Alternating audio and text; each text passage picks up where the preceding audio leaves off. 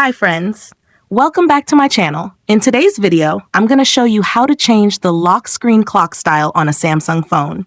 If you're new here, don't forget to subscribe and give this video a thumbs up. Now let's dive in. Step 1. First, unlock your phone and open the Settings application. This is where you can find various customization options for your device, including display settings, security settings, and accessibility features. Step 2. Now, locate the search icon in the top right corner and tap on it.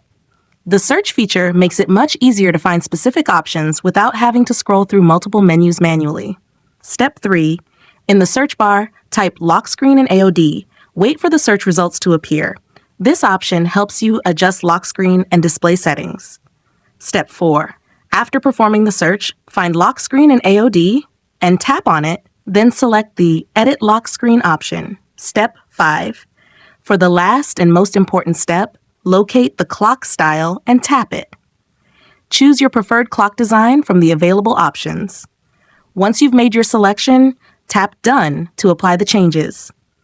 Your lock screen clock style will be updated instantly.